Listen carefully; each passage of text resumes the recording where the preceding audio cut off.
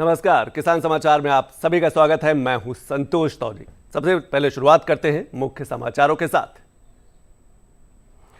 प्रधानमंत्री किसान सम्मान निधि पाने से किसानों के चेहरे खिले। प्रधानमंत्री नरेंद्र मोदी ने सोमवार को पीएम किसान सम्मान निधि योजना के तहत 9वीं किस्त किसानों को प्रदान की। इसके तहत 9.75 करोड़ लाभार्थी किसानों के खाते में 19,500 करोड़ रुपए भेजे गए। संवाद के दौरान प्रधानमंत्री ने कृषि को समृद्ध करने में छोटे किसानों की भूमिका की सराहना की।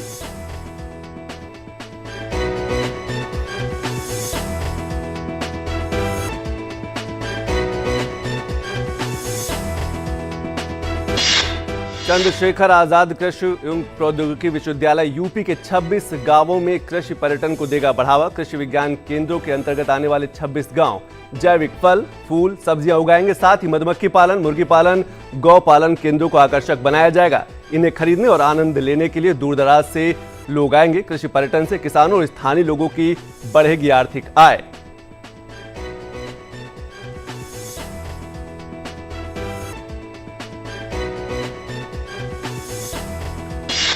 कर्नाटक के कृषि मंत्री ने कहा कि जल जीवन मिशन को समयबद्ध तरीके से लागू करेगी राज्य सरकार। जल जीवन मिशन के अंतर्गत राज्य में 91 करोड़ 91 लाख ग्रामीण परिवारों में से 28 लाख से अधिक परिवारों को अब तक नल कनेक्शन के जरिए जल आपूर्ति कराई गई है उपलब्ध।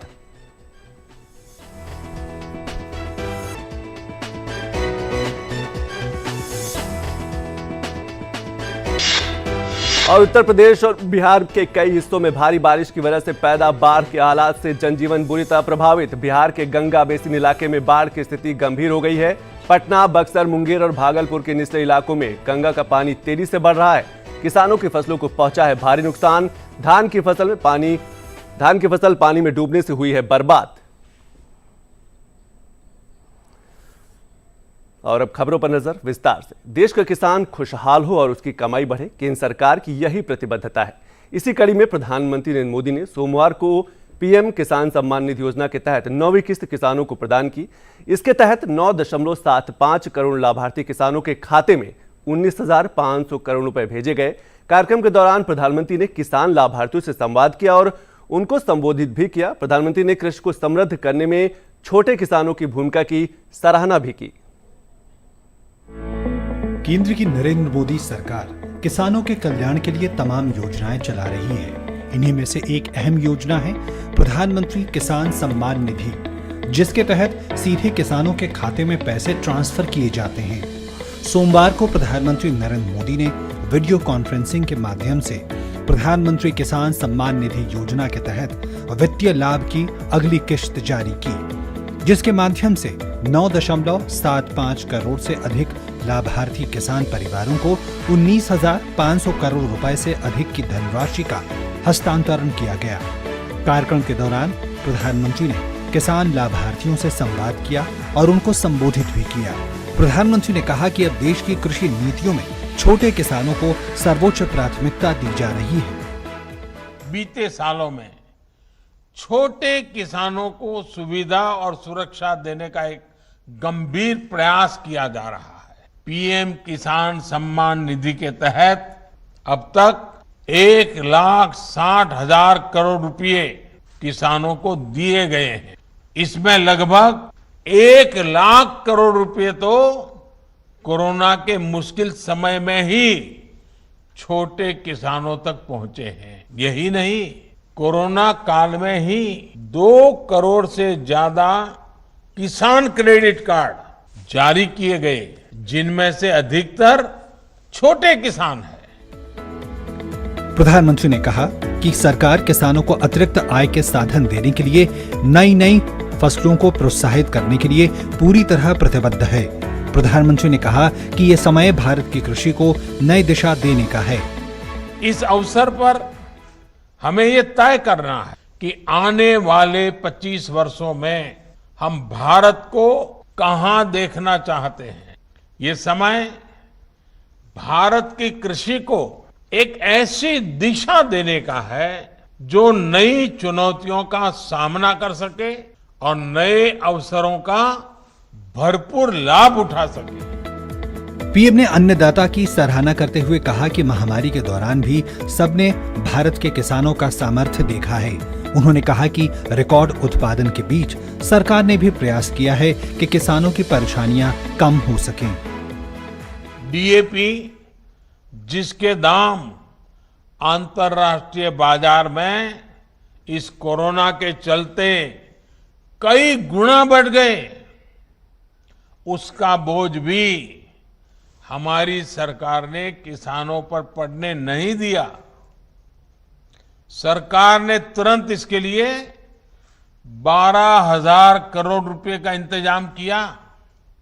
साथियों, सरकार ने खरीफ हो या रबी सीजन, किसानों से एमएसपी पर अब तक की सबसे बड़ी खरीद की है।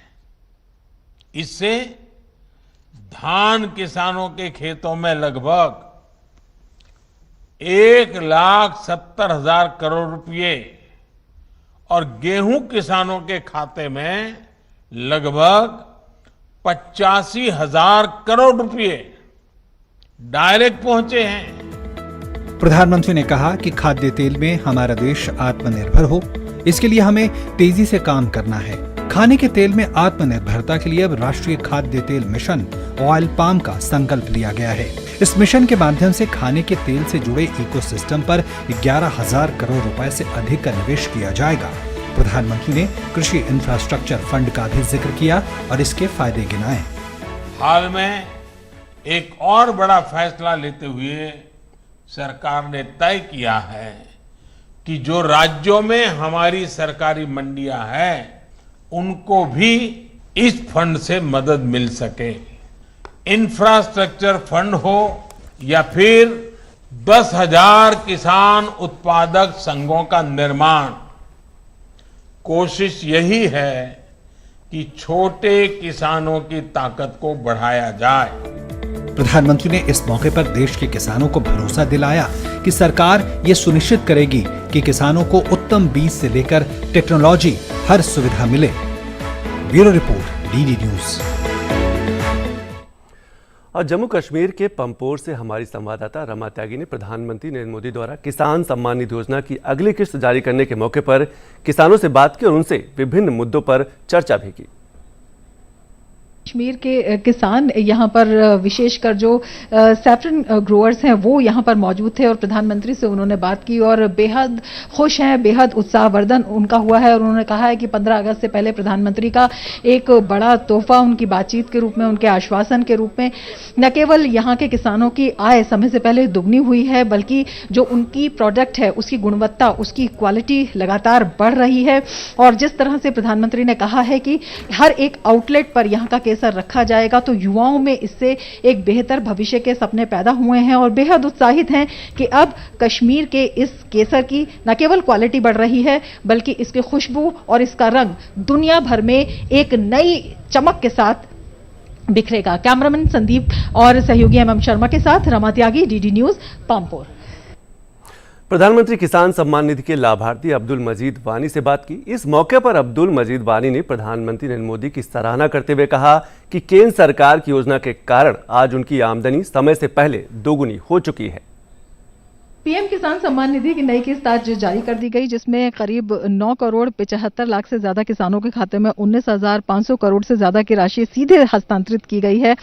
इस मौके पर प्रधानमंत्री ने किसानों से बात भी की, जम्मू कश्मीर के किसानों से भी उन्होंने बात की और बड़ी तन्मयता से इन किसानों ने यहाँ पर प्रधानमंत्री को सुना। हमारे साथ ये तमाम किसान मौजूद हैं जिन्होंने आज प्रधानमंत्री से बातचीत भी की और उनकी बात को भी सुना। सबसे पहले हम अब्दुल मजीद वानी का रुख करते हैं जिनसे प्रधानमंत्री की बातचीत हुई।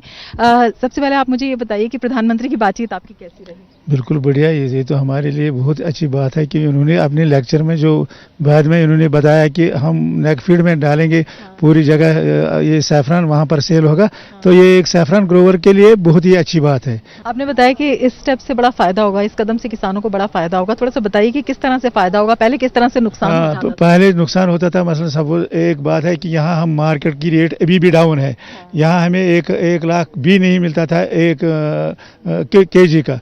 अभी जब हमने स्पाइस पार्क यहाँ शुरू हो गई, एक जीआई टैग मिला है हमें, उससे हमारी कीमत और हमारी क्वालिटी सबसे बढ़िया बन गई और हमारा कीमत भी डबल आ गया। दूसरी बात, कि लेने वाले जो है सैफरान लेने वाले जो मसलन पूरे मुल्क में जो सैफरान लेने वाले हैं उनको भी फायदा है, क्योंकि वो ढूंढते थे कश्मीरी सैफरान, उनको मिलता नहीं था, उसमें डुप्लीकेसी चलती थी, बाकी चीज़ चलते थे। लेकिन एक ऑथेंटिक यहाँ पर जो GI टैग मिला है उसकी वजह से एक किसान को काफ़ी फायदा होगा। बिल्कुल। और प्रधानमंत्री से आपने ये भी कहा कि जो किसानों की दुगनी आय करने की बात थी वो टाइम से पहले हो गई है। हो गई ना, यहाँ पर जितने किसान इसके साथ इस साल जुड़े हैं, जितने भी किसान इस साल जुड़े हैं, इनसे आप देख लीजिए उनकी आमदनी डबल हो गई। अगर उनके पास किसी के पास आधा केजी था, किसी के पास 1 केजी था, बाहर तो 1 लाख रुपए केजी को रेट है, तो यहाँ उसको 2.5 लाख रुपए हो गया ना। पहले 21 में हमने पूरा क्रॉस किया है, 21 में हमारी आमदनी डबल हो गई।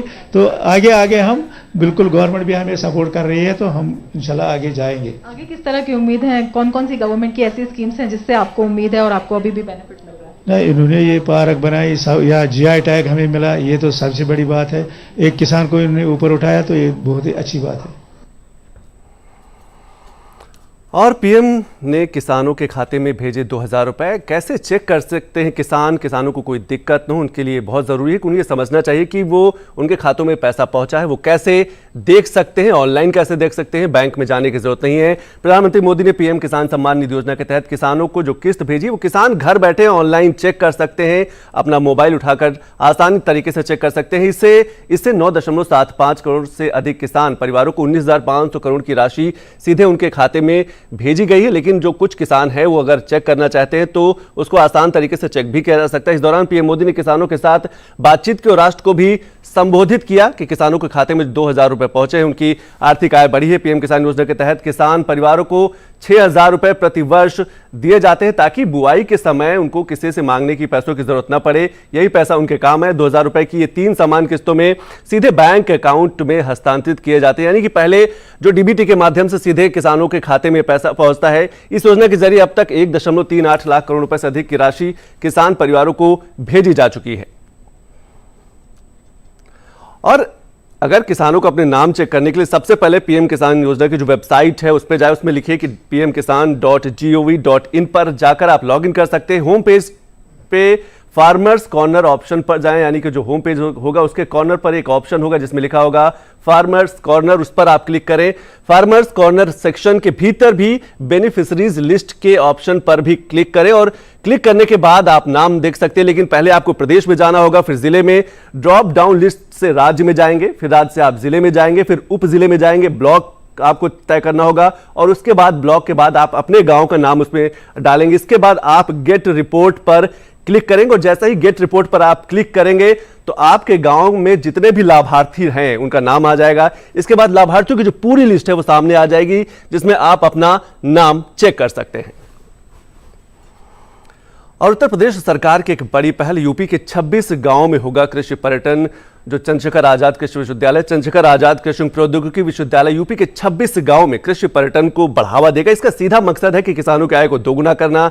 कृषि विज्ञान केंद्रों के अंतर्गत आने वाले 26 गांवों को कृषि पर्यटन के रूप में विकसित किया जाएगा। वहां पर कई तरीके की खेती की जाएगी। कृषि पर्यटन वाले गांवों में जैविक फल उगाए जाएंगे, फूल सब्जियां और आदि उगाए जाएंगे और लोगों को आकर्षित किया जाएगा कि उस गांव में वो विजिट करें। इन्हें खरीदने और आनंद लेने के लिए दूर दराज से लोग आएंगे। इसमें किसानों को भी फायदा होगा, जो स्थानीय लोग हैं उनके लिए भी रोजगार उत्पन्न होंगे। इसमें मधुमक्खी पालन को बढ़ावा दिया जाएगा, मुर्गी पालन, गोपालन केंद्रों को आकर्षक तरीके से साफ सुथरा बनाया जाएगा। वहां कृषि तकनीक भी विकसित होगी जिससे किसान खेती किसानी के क्षेत्र में स्टार्टअप कर सकेंगे और अपनी जो आमदनी है, आर्थिक आय है, उसको बढ़ा सकेंगे। यह काम एक सामाजिक संस्था मॉडल गांव के सहयोग से किया जाएगा और इसमें जो कृषि विश्वविद्यालय है वो भी इसका सहयोगी रहेगा। कुलपति डॉक्टर DR सिंह और संस्था के पदाधिकारियों के बीच 26 गांवों को मॉडल गांव बनाने को लेकर एक MOU भी साइन हो चुका है। संस्था के सलाहकार के रूप में नेशनल हेल्थ मिशन के additional mission director doctor Hiralal भी इस कार्यक्रम में शामिल रहे हैं। कुलपति ने भी बताया कि मॉडल गांव बनने से किसान आत्मनिर्भर होंगे। स्वाभाविक सी बात है कि जब उनकी आर्थिक आय बढ़ेगी, रोजगार उत्पन्न होगा तो वो आत्मनिर्भरता की तरफ अग्रसित होंगे। विश्वविद्यालय के अंतर्गत 13 कृषि विज्ञान केंद्र आते हैं। हर केंद्र को 2-2 गांवों को मॉडल गांव बनाने की जिम्मेदारी सौंपी गई है जिससे जो कृषि पर्यटन है उसको बढ़ावा दिया जा सके। और इस विषय पर और अधिक बात करने के लिए हमारे साथ हीरालाल जी हैं, सीनियर IAS हैं, इसके साथ साथ संस्था के सलाहकार भी हैं। सर, बहुत बहुत स्वागत हमसे बात करने के लिए। और मैं सबसे पहले आपसे यही समझना चाहूंगा कि जो 26 गांवों का चयन किया गया है कि कृषि पर्यटन को वहां बढ़ावा दिया जाएगा, कितना बदलाव आप देखते हैं और कौन कौन सी खेती वहां कराई जाएगी ताकि लोग वहां पर एक पर्यटन, एक टूरिज्म हब बन सके?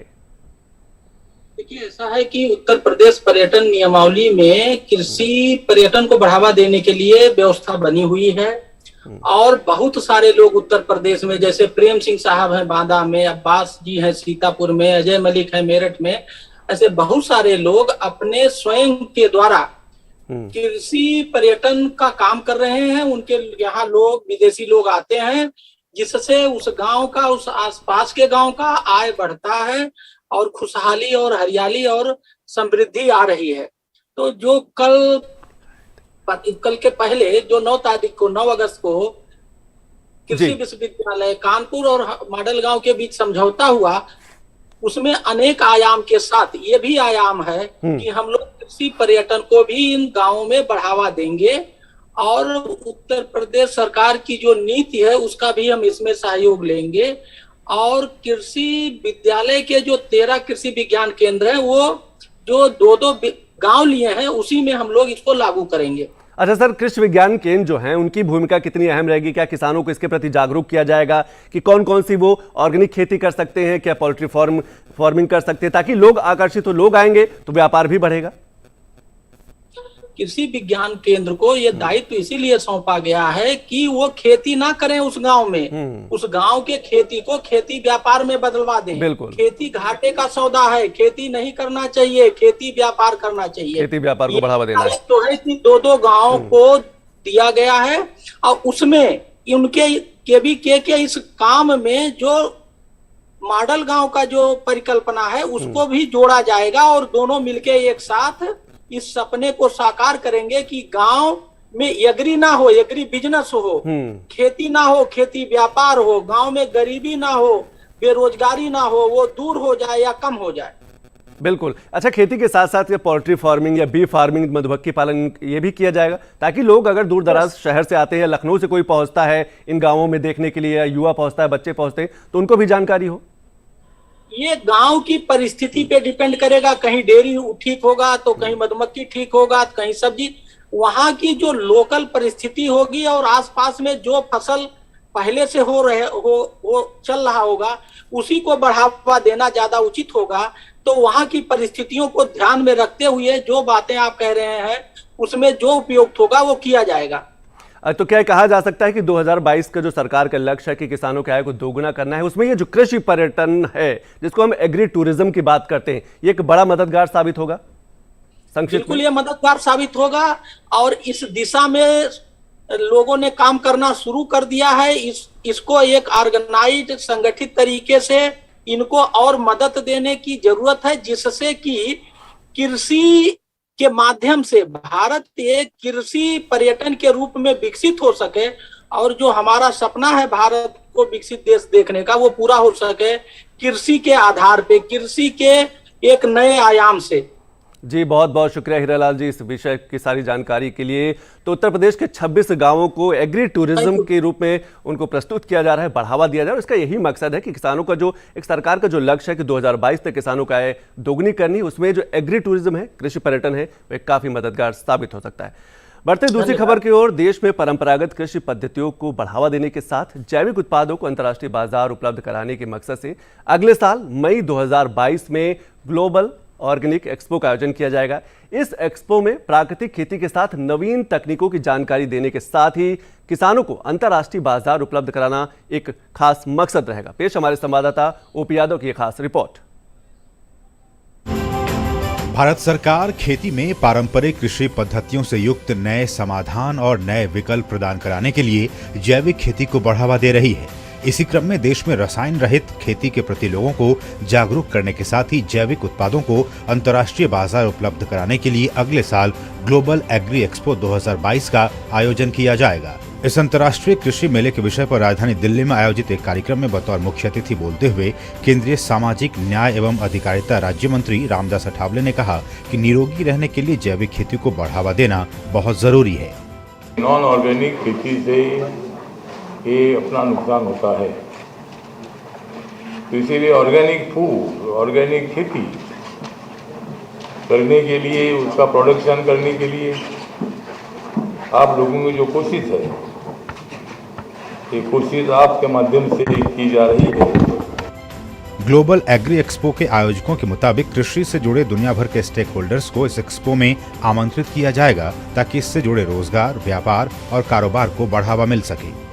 हमारी काउंसिल ने करीब 50 ऑर्गेनिक फार्मिंग के इस तरह के मॉडल्स बनाए हुए हैं जो विभिन्न किसानों की जोत के आकार के ऊपर उनको बहुत अच्छा उत्पादन और उसमें मूल्य और उसका जो प्रॉफिट है अच्छा प्रॉफिट देता है। मई 2022 में हम एक ग्लोबल ऑर्गेनिक एक्सपो लेके आ रहे हैं और इस एक्सपो में पूरे विश्व से हम लोगों को यहाँ पे सम्मिलित करेंगे। इंडिया में ऑर्गेनिक फार्मिंग के फार्मर्स को मार्केट देने के लिए, उनके चैलेंजेस क्या हैं उसको दूर करने के लिए। मकसद तो ये हमारा है कि लास्ट 2 ईयर्स से हमने इंदौर में प्रोग्राम किए हुए एक्सपो के, जिससे एक प्लेटफॉर्म पे हमारे किसान भाइयों से लेके इस उद्योजक को जो बढ़ा रहे, जो चालना दे रहे, वो सब एक प्लेटफॉर्म पे आवे और अपने मुद्दों को इस सेंट्रल गवर्नमेंट के सामने रखे।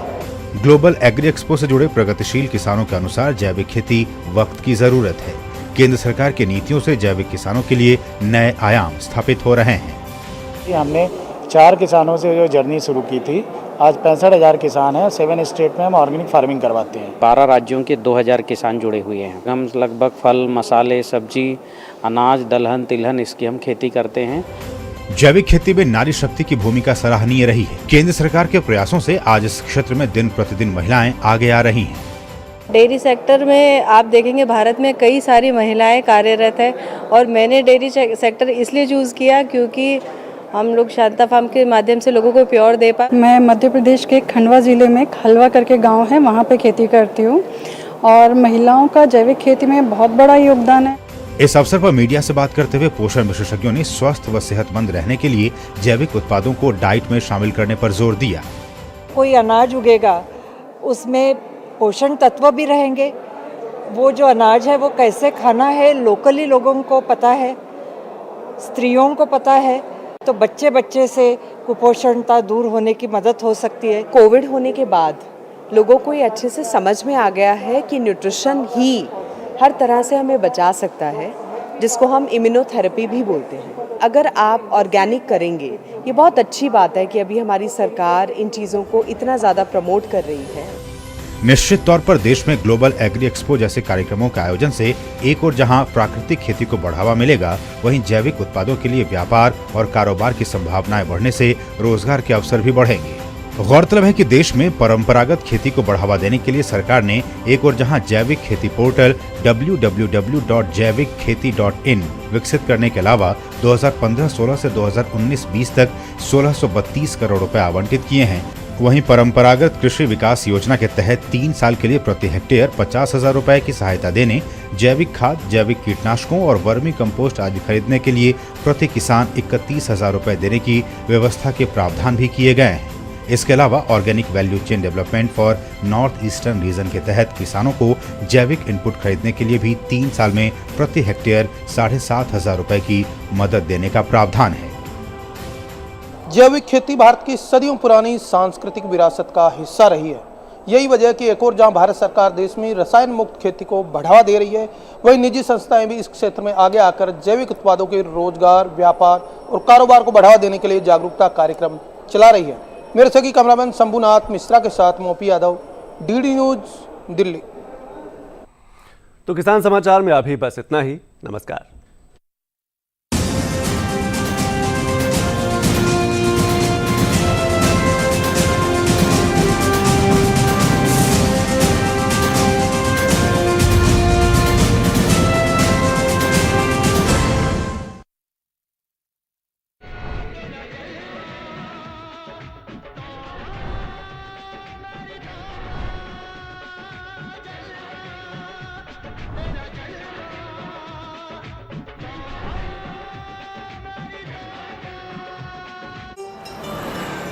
शहर की बात, स्वाद के साथ संस्कृति का मिलन, परंपरा के साथ। देखिए स्वाद का सफर हर शनिवार दोपहर 12 बजे सिर्फ डीडी किसान पर।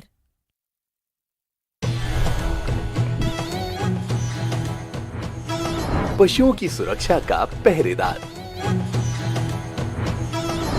माटी का लाल, जन धन का रक्षक, अपना पशु चिकित्सक। हमारे टोल फ्री नंबर हैं 1800-113060 और 1800-113061। 8 अगस्त रविवार शाम 6:30 बजे सिर्फ डीडी किसान पर।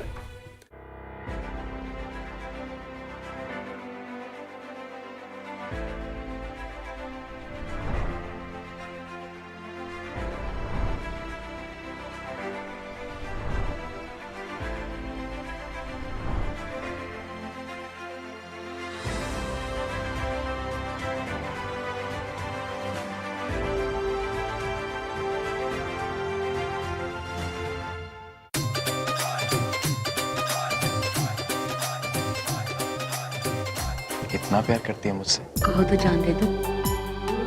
I love you कमल। दादी मेरा बच्चा। तेरी शादी हो गई उससे, बच्चा होने वाला था उसे। बड़ी आई है गर्भ साने वाली। लड़का मेरा जेल में है, लड़की मेरी बिना वजह बदनाम हो रही है।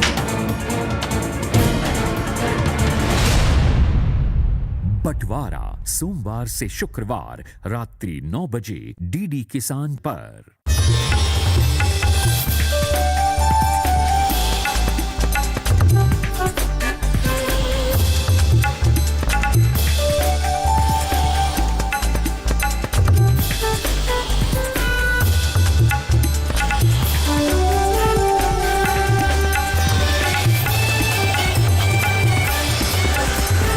डीडी किसान, बदलते भारत की शान।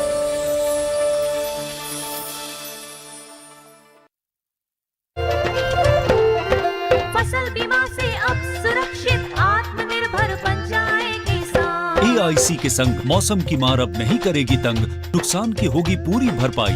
AIC किसान का हमराही। Agriculture insurance company of India limited, संपन्न भारत की पहचान, बीमित